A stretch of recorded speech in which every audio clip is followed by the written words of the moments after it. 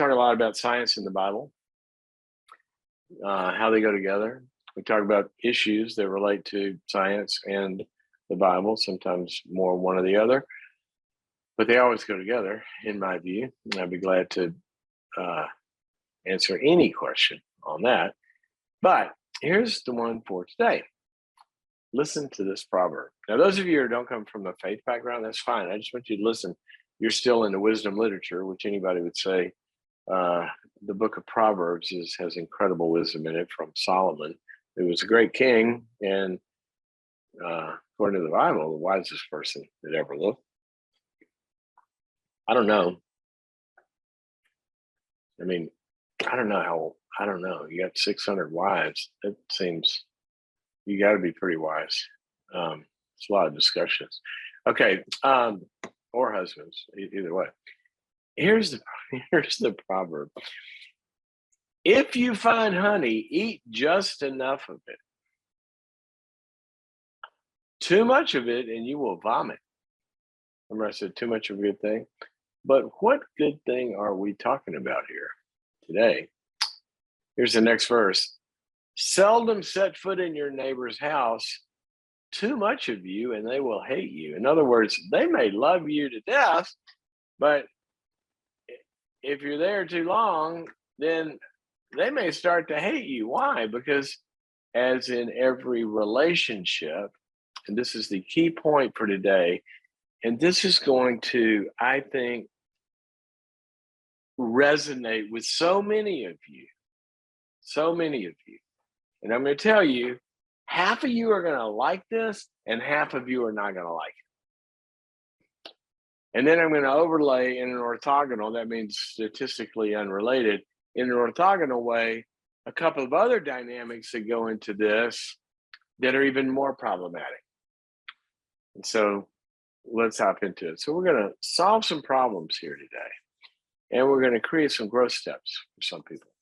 So what are we talking about? Well, here's the deal. Have you ever heard the country and western proverbs in a song? I should look up who this is from. Maybe Albie or Greg, you might can find out what song, who said this line. How can I miss you if you never go away? Think about those words. How can I miss you if you never go away? The song is by Dan Hicks. Thank you. How can I miss you if you never go away? Because you're in my face all the time. Why does that drive us crazy?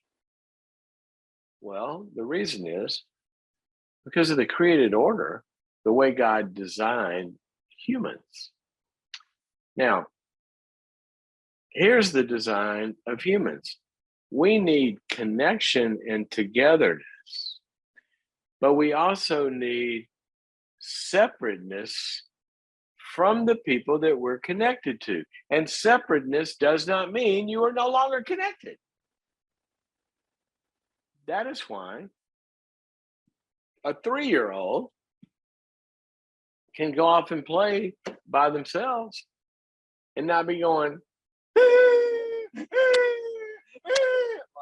a little one less than that would be oftentimes because they can't stand to be away from mama or their caretaker.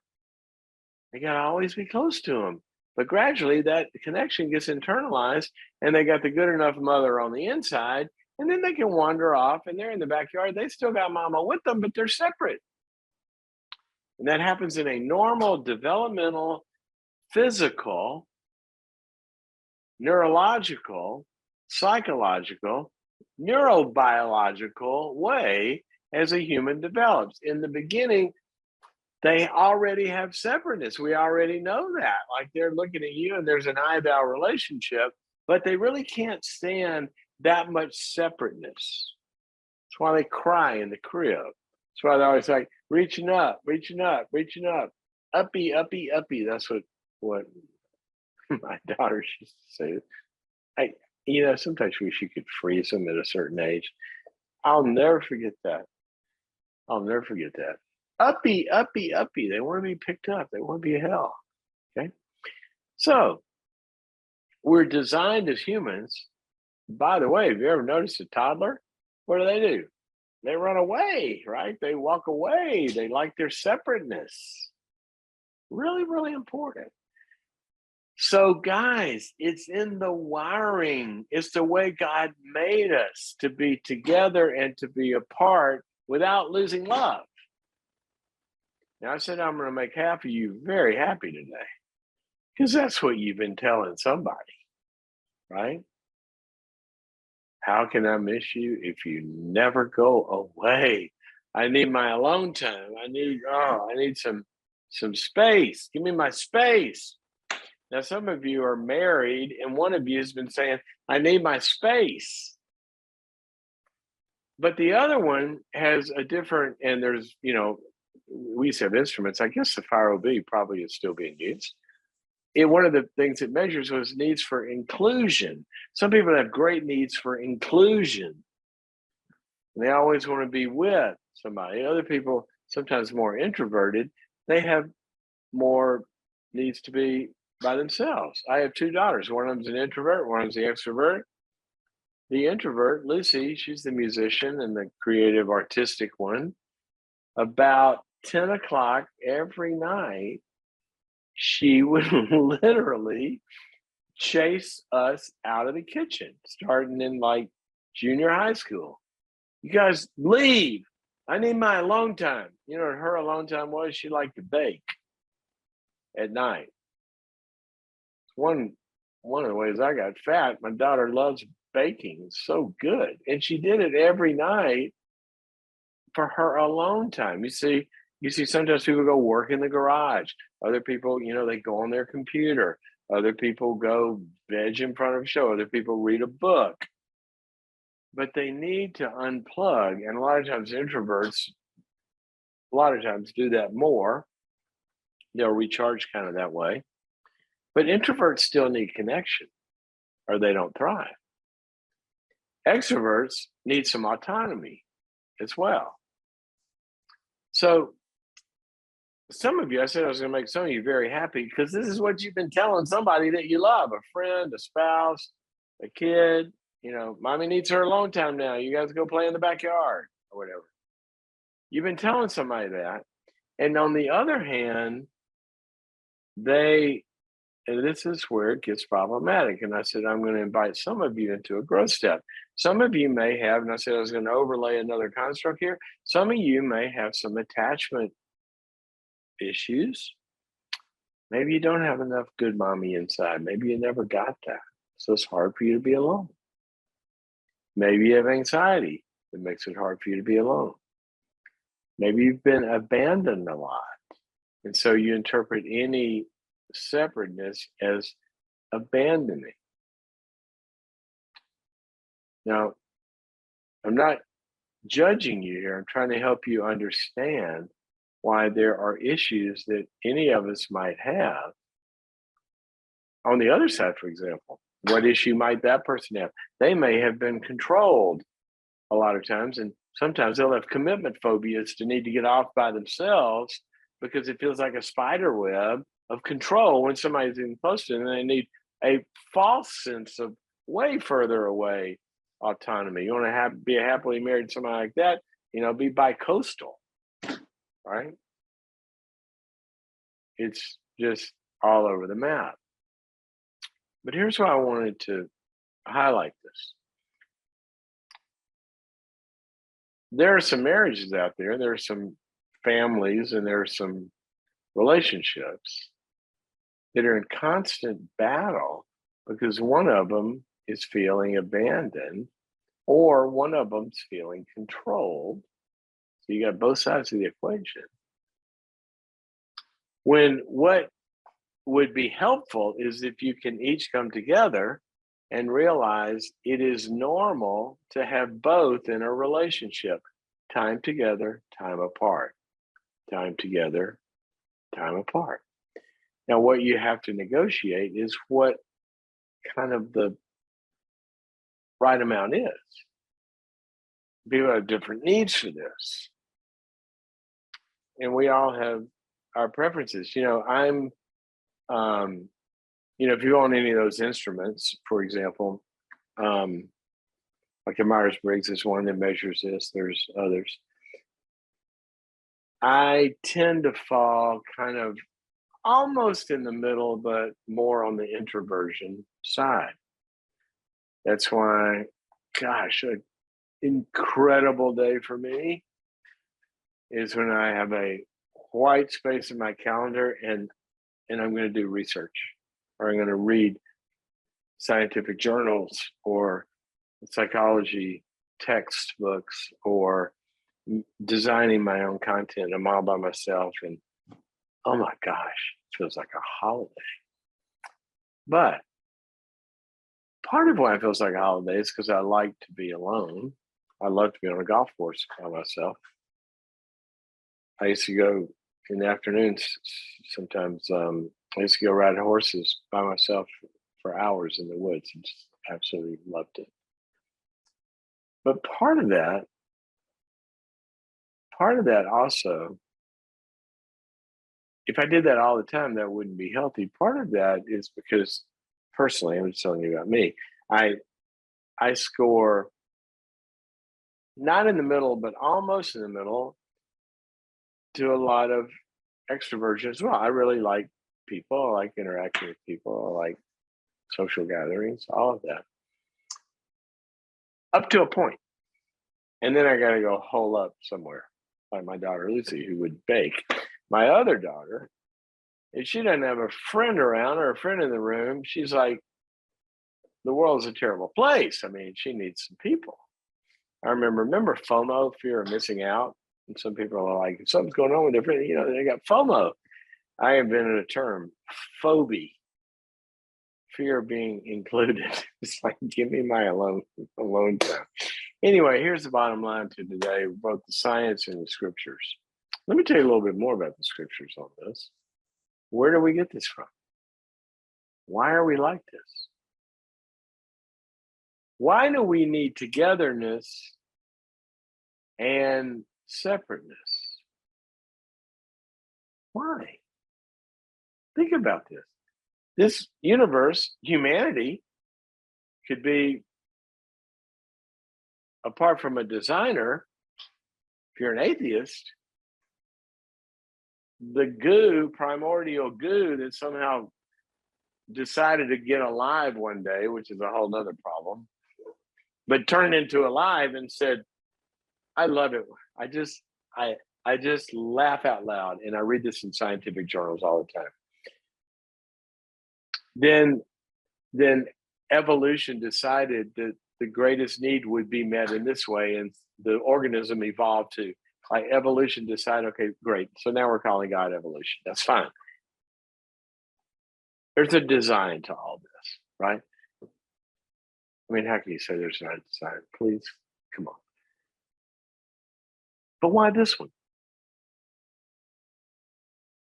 Why does every living thing have togetherness and separateness? Why? Well, we're the only faith that can explain that. The only one. One God in three persons. One God with unbroken connectedness in three separate identities and personhoods. God can be on his throne, Jesus doing something else, the Holy Spirit over here doing something else, but they're all one and they're all together. Jesus is on the face of the earth in the upper room. And he prays for the disciples. He says, Father, I pray that they might be one, just like we are one. 12 separate people be connected and be separate. And one of them goes that way and the other one goes that way. That is us, people. And it comes from God's design. And science validates this. So here's what I want you to do. I want you to think about your life. And do you have enough of both? Do you have enough? And in your relationships, might this explain why some of you are squabbling There's no bad guy. Joey's not abandoning to Mary, or Mary's not abandoning to Joey. But it feels that way when all they're doing is they're needing to be separate. Your kid is not abandoning the family when they want to go skiing with their friends over spring break and not come home. I remember when our daughters would want to do something away instead of come join us on some holidays or whatever. And it's like, you get a tear in your eye, but a clap in your heart. Because that's what we spent 18 years trying to build, somebody that could go off and be independent. And you hate them for it, little stinkers. I wiped your butt, and now you're going off with your friends without any gratitude. Ah! But you know what? We love it too, right? Because that's what we want them to be able to do. So I always say parenting is the only relationship that was designed by God to have a built-in ending. You're supposed to get fired. It's over. Doesn't mean don't have a relationship after that, but the parenting function is gone. Anyway, just thoughts. You need both separateness and togetherness. You know what I mean? Togetherness, you don't have a relationship. You don't have separateness, you're enmeshed. So we got to have both. So start to have that discussion. Here's another little wrinkle in this. Attachment styles enter into this. Some people's insecure attachment, any separateness feels threatening to them, and that needs to be resolved. So attachment issues can fall into this. Somebody has a lot of abandonment or a lot of anxiety, or a dismissive attachment style where they've never been connected with at all. All these things can enter into it. That's why marriages struggle. Marriage is hard. You got a lot of stuff coming together with humans, but once you can name the issues, then you can begin to talk about it a little more. I was going to say something else about that. What was it? I know what it was. So in the book, Boundaries in Marriage, which John Townsend and I wrote, we talk about how there are three parties or three stakeholders in every marriage. Okay. The number one stakeholder in the marriage is one person called the marriage, the relationship. That's the top stakeholder. Okay. The marriage should get its needs met first. But if the marriage got 100% of the time, energy, money, and resources, then Susie's not getting her individual needs met that don't have anything to do with the marriage, like her hobbies, or like her career, or like her degree that she wants to go back for, or her girls' night out, or whatever it is. Okay? She needs that separate time. And if Sammy over here, if he doesn't get his time, the marriage takes up all the time. He doesn't get his individual time. He goes crazy. He wants to, go to his knitting class or whatever it is he does out with the boys. Girls' night out, boys' night out, whatever. All three have to have their needs met, people. Now, here's what happens.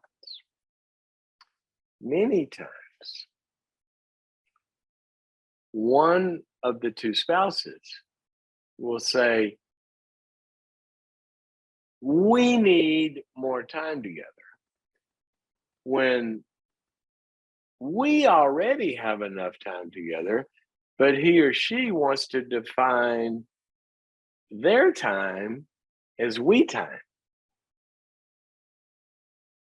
And really, there's already enough we time. They just don't want to take it out of their bank account.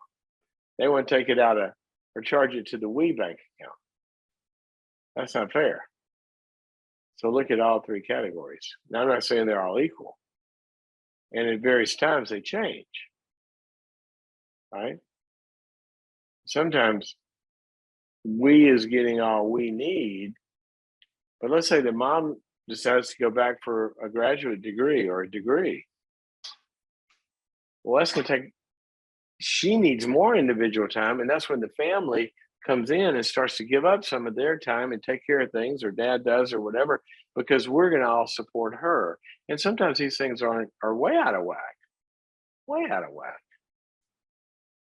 I mean, I remember in graduate school or somebody in medical school, and I would see friends. I was single. I'd see friends that were married. And I mean, school just took up 24 hours a day, and the spouses got very little. But that's the season. Hopefully, after that, they won't do that.